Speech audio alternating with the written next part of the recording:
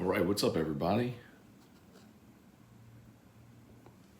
What's up, everybody? Good morning. Welcome to a Tuesday edition of Morning Scone, presented by Brock, Batters Orthopedic Clinic, Hudco Roofing, HudcoRoofing.com. Do business with someone you know. Hudco Roofing, HudcoRoofing.com. Appreciate y'all very much for being here with us on this Tuesday.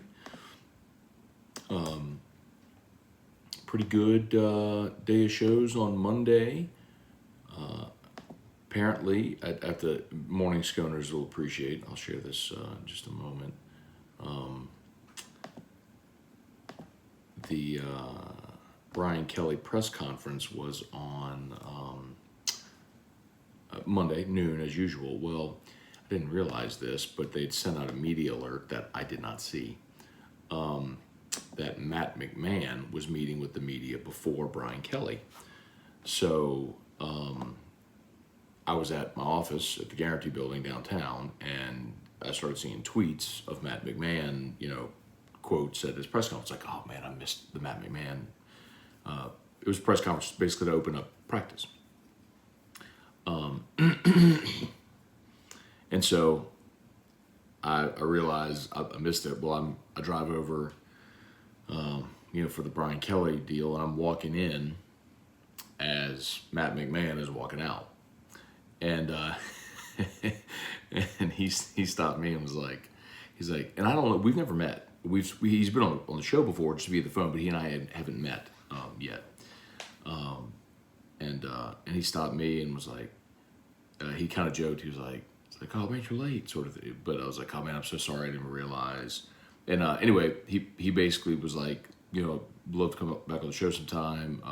Pixley, Jonathan Pixley, who do the Rosters to Riches podcast with, had talked to Matt about coming on the NIL podcast as well. So yeah, we'd love to do that, work out a time. It's like October would be great. I'm like, okay, great. So anyway, I guess my point is, for as long of the treacherous wasteland as I went through, being alienated out at LSU, although Will and I got along really well, and Paul Maneri and I did also. Well, I guess everybody really just did, but apparently I am in good graces, so y'all don't have to worry about me being alienated by new coaches. So that's a good thing. Anyway, thought y'all would appreciate that anecdote. All right, let's say some good mornings here. I got there in the description. Looks like the Saints are sticking with Jameis Winston. Dennis Allen basically said that they don't plan to make a change, and they all have to play better, which, I understand. Kamara fumbled, Jameis didn't. You had a field goal blocked and a missed field goal. That's not Jameis' fault. You allowed a 65-yard catch and run touchdown by Laviska Shenault after you scored a touchdown to get back in it, and you boom right away, and 2 plays allow a score. Although the defense, other than that, played really well. But man, he certainly shoulders blame, some of blame, but not all of it. But they're going to stick with him. All right, I'll say some good mornings here. Kelly Gross, David Kozla, and Michael Richard. Good morning from the West Bank. All right. Brant Roban, good morning. Sucks for the early kickoff. However, you think the electric environment will still be high. Favor LSU or the Vols. So, Brant, look, if it was a night game, it would obviously be a better environment. There's no doubt. But LSU did beat Florida in the 11 a.m. window last year. And so I think LSU put this out yesterday. LSU, since 2000, if I understand correctly, has won every 11 a.m. game in Tiger Stadium. And it makes sense. A lot of those games have been lesser opponents, if it was Mississippi State or Kentucky or whoever. But, I don't know that we'll see a packed out Tiger Stadium at 11 a.m. But, I think the thing that's disappointing is you had the opportunity for a really special environment. And those just don't come along very much anymore. You're not going to pack it out from Mississippi State or New Mexico or Southern. You're just not.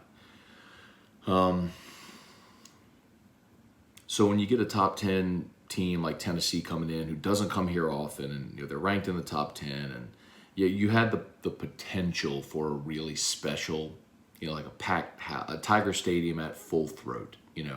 What Tiger Stadium's like at full tilt, which we don't get to see much anymore. You'll probably see it for Bama, although that's certainly going to be a 2:30 game.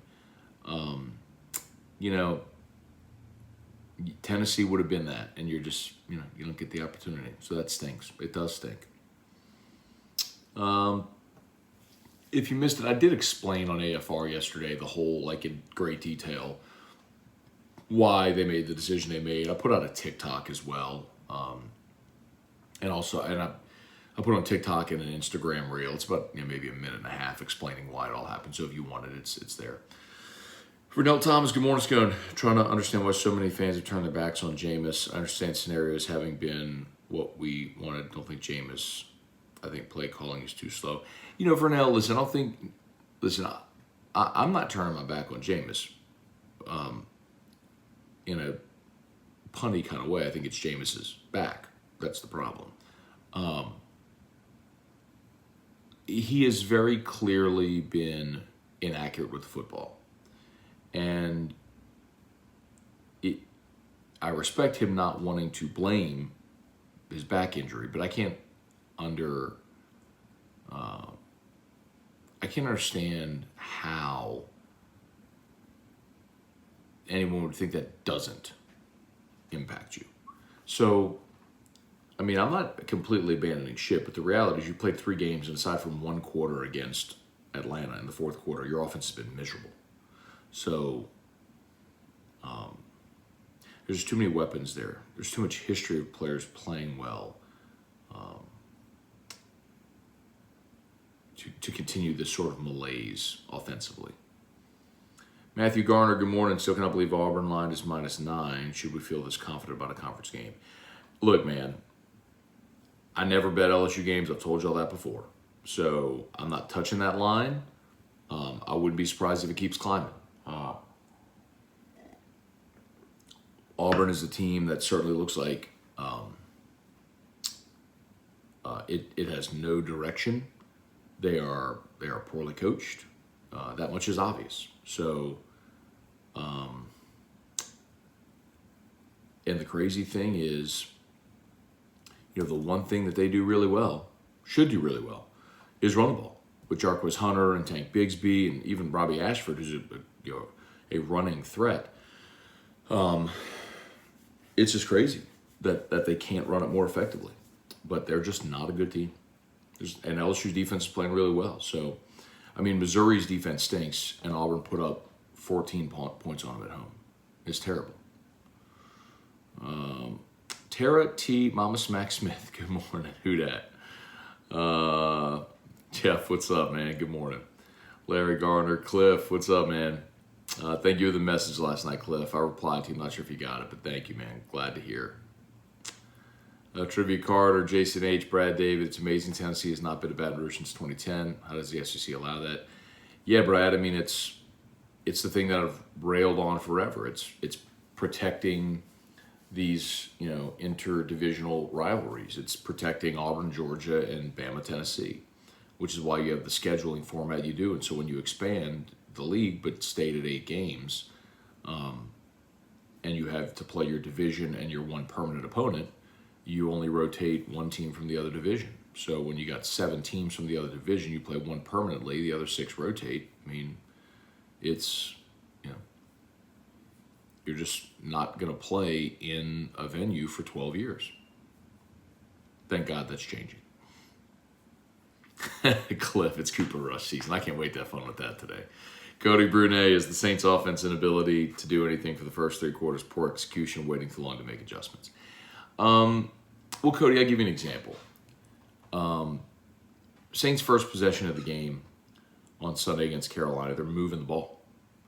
And Jameis throws a beautiful pass over the middle to Michael Thomas for 17 yards down to the 19-yard line. So it's going to be 1st and 10 from the Carolina 19, but they call it chop block on Mark Ingram. So that negates that play, moves you back 15 yards, your drive stalls, and you punt.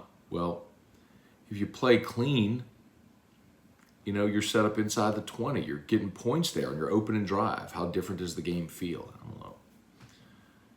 I think there's just too much of that. Joey B19, was Scott continuing to call Jimbo just a smokescreen last year? Or did we get lucky that Jimbo kept turning him down? They did not call Jimbo Fisher last year. That was not a thing at all. Oliva had a deal done with Jimbo in 2015. It fell apart for reasons I've talked about. He called again one time in 2016. They wanted the 10 years, $75 million, the deal that he got at A&M. And LSU said no thanks and never called him again. And they basically used that interest as a smokescreen for Tom Herman, which they got to the church, walked down the aisle, and were about to exchange rings when that thing fell apart.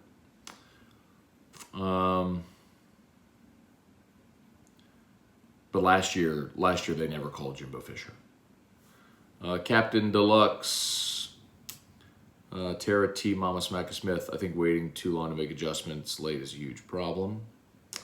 Juan, what's going on? Morning, Matt. Cannot wait for the CBS contract to expire. When does it expire?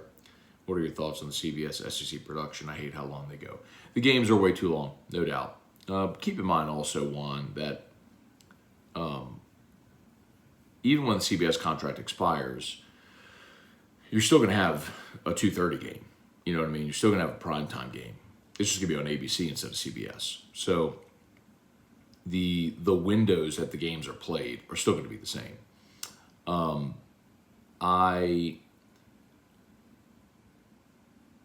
I think the CBS production is they push games to 4 hours. It's poorly done. I'm not a fan by and large, and they do it for the NFL, in a timely manner. So it's capable. They're capable as a network. But look, even if CBS had chosen LSU Tennessee, it would have been 2:30. Still would have been a day game. It's better than 11 a.m., but it still would have been a day game. I think your real opportunity would have been, and by the way, I tell you, LSU and the SEC did lobby CBS. I know this for a fact, that the SEC and LSU both lobbied CBS to take LSU Tennessee at 2:30 and not have it slated for 11 a.m. because you knew exactly what was going to happen. ESPN was going to take it, put it right after game day. It just makes too much sense for ESPN. I mean, you have your premier show in College Game Day, and you could follow it up where the whole country is watching College Game Day, and you could follow it up with top 10 Tennessee in Baton Rouge against LSU, Brian Kelly, Tiger Stadium, all that stuff. It just makes too much sense. But the favor they could have done was put something like Arkansas, Mississippi State at 11 a.m. and then slated LSU Tennessee for SEC Network night kickoff at 6:30. See, ESPN can't have, so contractually, when CBS has the night game, ESPN cannot have an SEC game opposite it in that window. But the SEC Network can.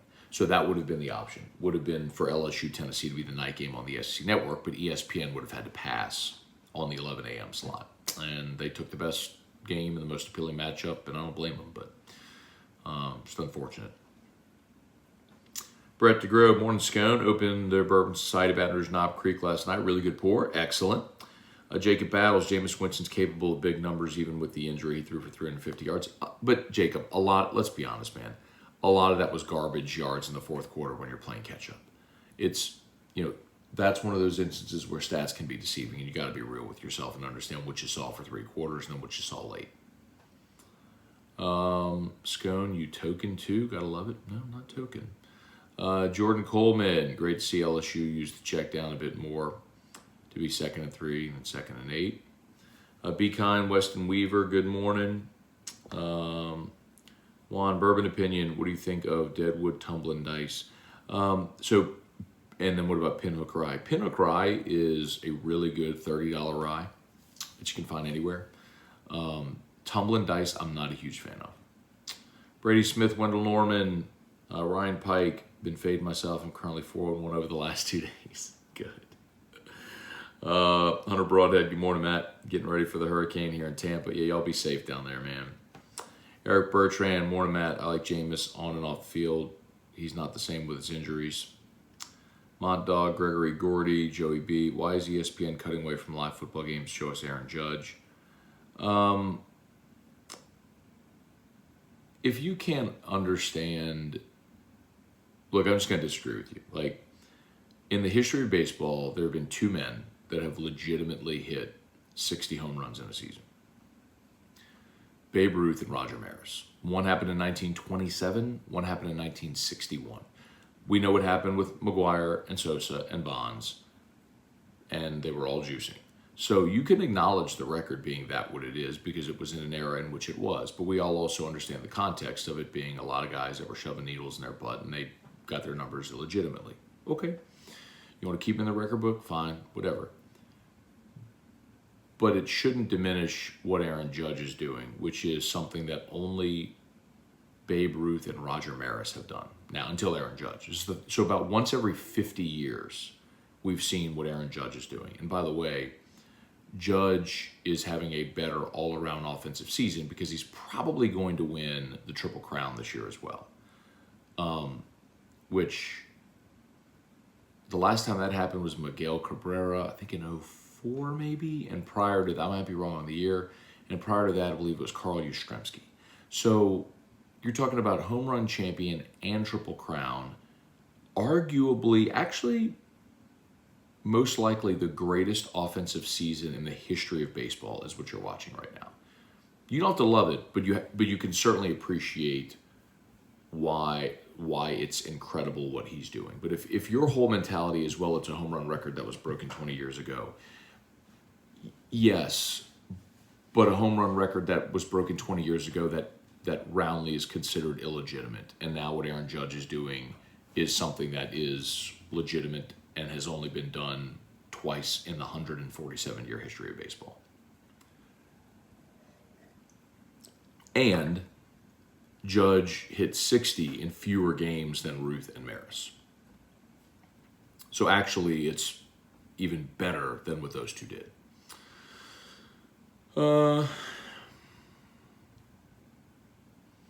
Let's see, Mont Dog, if Winston's injuries are the reason for the erratic play, sit him a few games, let the Red Rifle have a go. I agree, man. Listen, I'm not giving up on Jameis, but I'm saying, man, go get healthy. Like you're doing your team and yourself a disservice by playing hurt. Go get healthy. It's why you signed Andy Dalton. It's why you signed a quarterback that started over 100 games in his career. Eric Bertrand, Olave's looking really good. Olave's got more yards receiving right now than Jefferson and Chase. I mean, he's having a hell of a start to the season. Joey B. Matt, I remember you saying weekly they would continue to call Jimbo. Was that info you were getting a smoke screen is what I'm asking. Oh, I got you. I'd have to remember, and I'll tell you, I don't know if, candidly, if that was my assumption or if I was getting info on that. I don't believe I was getting info on that.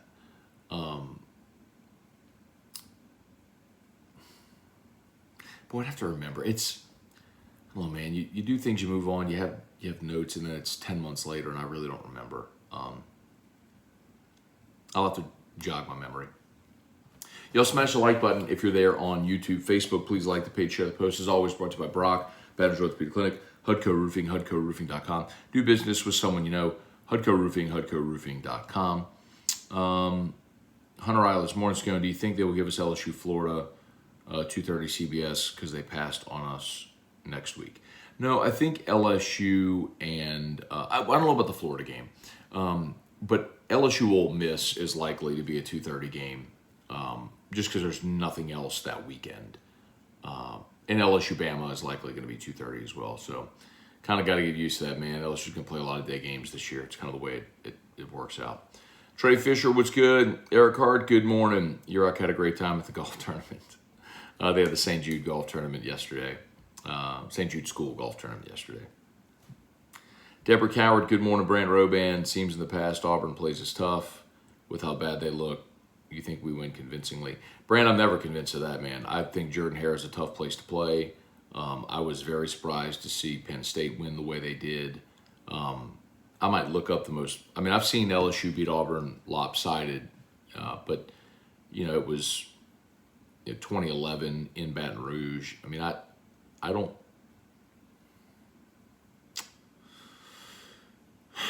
I mean, 2008 was a close game. 2012 was a miserable Auburn team, and that was like a 12-9 game or something like that. 14 LSU got blown out there. 16 was Les's last game. LSU lost a close one. 18 was the Cole Tracy walk-off kick. 20, COVID, LSU got blown out with Finley at quarterback. I mean, LSU, I'm going to have to go dig up the last time LSU won a lopsided game at Auburn. 10, they lost with Cam. 8 was the close game they won. 6 was the 7-6 game. 4 was the 10-9 game, Ronnie Prude. 02, LSU got blown out. 2000, LSU got run in Nick's first year. 98 was Terry Bowden's last season. I think LSU won that game at Auburn in 98. 96 was the game at Auburn where it was the barn burner. Brayon Hill, 2-point conversion, interception return. 94 was the interception game, which they blew the lead and lost. I mean, y'all, like LSU hasn't won at Auburn, hasn't blown out Auburn in Jordan-Hare ever. I mean, I'm really gonna have to. I mean, that's just my memory back to 1994. Like, I'm gonna have to go dig this up, and because prior they weren't playing every year. So anyway, yeah, my point is, like, if LSU goes and runs Auburn out the building at Jordan-Hare, it's something they ain't done before. So I don't know. I got 5 more minutes. Let me go quickly. Tony Williams, good morning. Craig Dugai, bro, do we have any regular fans anymore? They either never should have fired Ed, or we control our destiny this season. We're going to win out. Meanwhile, I'm over here booting up. Tyler Alexander, good morning. So in a nutshell, Auburn looks like LSU did the past 2 seasons. Kind of, Craig. Yeah, it's good comp. Mark, good morning. Tony Williams, 45-10 LSU. Okay. Chris Andrapon, 11 a.m. kickoff sucks, even though we actually played well the last few times, other than the 2016 Florida makeup game. Chris, was that an 11 a.m. game? Was that 2016 Florida game 11 a.m.? Or was it 2:30? What's that? That was a morning kickoff, wasn't it?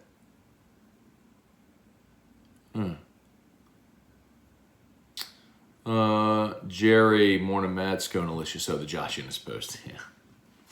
That was when Fergie dropped Fergalicious. I think Josh and I were doing radio together, and he called me Sconalicious. That's where that came from. Megan Hurst, Jeff McKithen, good morning. Craig Dugas, CBS be like first down commercial break, third down conversion commercial break, holding penalty commercial break. That's true. I mean, well, not exactly to that extent, but yes. They have basically worked in an extra commercial break in every quarter, which sandwiches around typically touchdown or change of possession. And when you do that 4 times and you add an extra 3-minute break, that's 12 minutes. And then when you factor in all of the other things like reviews and different things, a 3.5-hour game becomes a 3-hour, 45-minute, 4-hour game. It matters. Quentin Breakbill, what's up? Jeremy Sagely, morning, Matt. LSU about to go 4 straight weeks of SEC play. I hope they can stay healthy. Man, we said it forever. This is the stretch. October will determine what, if anything, this team is playing for in November. I'd love to see them split October. I think you can certainly beat Auburn. And I'd love to think that you can beat Ole Miss at home. Tennessee and Florida, I think, are going to be really, really tough games. But man, if you beat Auburn and Ole Miss, and even if you drop the other 2, you come through that, 5-3. You'll lose to Bama, be 5-4. You should beat UAB to go to 6-4. And then see what you can do against Arkansas and A&M. Maybe split those. You go 7-5. I think that's kind of what we talked about before the season. Although I thought they'd beat Florida State and be 8-4. So I think all those possibilities still remain. Michael Thacker, morning, Matt. Yesterday was the 6-year anniversary of Edo becoming interim. Was Jimbo ever truly in the running for head coach? In 2015, he was. Yes. Whenever they almost fired Les and then carried him off the field. In 2016, no. Daniel Laurent, morning. Saints have to make the switch at quarterback. Winston's hurt, just isn't the guy. I'm not going to say he isn't the guy, Daniel, but he's definitely hurt and he's playing hurt. Matthew Garner, can't help but think of our last 2 years of football were coached. If our last 2 years were coached as well as we are this year. Kerry Hughes, how bad did the pregame show suck when you did it before 11 a.m. games? Awful. Because we would start so normally we would start 5 hours prior, but I think we would cut an hour off of pregame and add it to postgame when they would play at 11. So instead of starting at 6, we would start at 7 for an 11 a.m. kick. Which means, you're up at 5:30 on a Saturday morning and to the studio for 6 and prepping and all that sort of stuff. All right, y'all, we're just about done. See if I can get a few more in here. Do me a favor, man, 114 watching there on YouTube, only 42 likes. Please smash that like button. Facebook, please like the Matt Moscona page and share the post. YouTube, please subscribe up to the Matt Moscona channel if you haven't. And as always, shout out to Brock, Baton Rouge Orthopedic Clinic. You need an orthopedist. They're the best. I mean, all the LSU team docs are Brock docs. And of course, Hudco Roofing. I would love if somebody watching right now would click the pinned link, which is the Hudco website. On the homepage, there's a contact form. Just fill that out. It'll take you 30 seconds, and we'll give you a free, no obligation roofing inspection. There's only 2 ways to know if you have damage. Let someone come inspect it, or wait till you have water in your house. One of those options is better than the other. So if you went through Ida last year and did not have your roof inspected, it's not too late. You have 2 years from the date of the storm to file your claim. Let us come check it out. Hudco Roofing, HudcoRoofing.com. Jordan Coleman, Matt, can we let Harold Perkins spy on Auburn quarterback? I don't think you need to. And I trust Matt House. They'll have a great plan this week. Nepomo watched LSU New Mexico highlights. Chris Hilton was flying in that 50-yard pass. He's incredible. He's incredibly fast, man. They're going to get him more and more involved. I'm so glad he waited. He is waiting his turn because he has legit star potential next year. Mike, I heard Brady Smith. Okay, Florida was your last game as a student. Definitely 11 a.m. Yeah, I remember, now that we're talking about it, I do remember being in the stadium and watching the fight before the game. And when Fournette wasn't dressed and went back in the locker room and decided he was playing. That was the Ed Ogeron era. Encapsulated in one stupid decision. Joseph felt, well, if we can't make a turnaround on offense, how long do we have this defense with a lot of stars being older? We're talking about the Saints. Yeah, it's a concern. You see, this is the Trader's playbook said, I'd rather struggle with an aging Hall of Famer in Breeze than sit through this Jameis experiment that even Sean Payton didn't believe in. I'm not going to say Sean Payton didn't believe in the Jameis experiment. He did sign it, but that was the point I made forever about Breeze. When people said, hey, man, move on, I'm like, ride that thing till it falls off. It's hard to find a quarterback in the NFL. It took the Saints 40 years to find one. Ride it till the wheels fall off. Okay, I got to go. Y'all have an awesome day. Thanks so much for watching. LSU Daily is already live. However you get your podcast, just search LSU Daily. Please subscribe. I'd appreciate it. AFR3. Peace.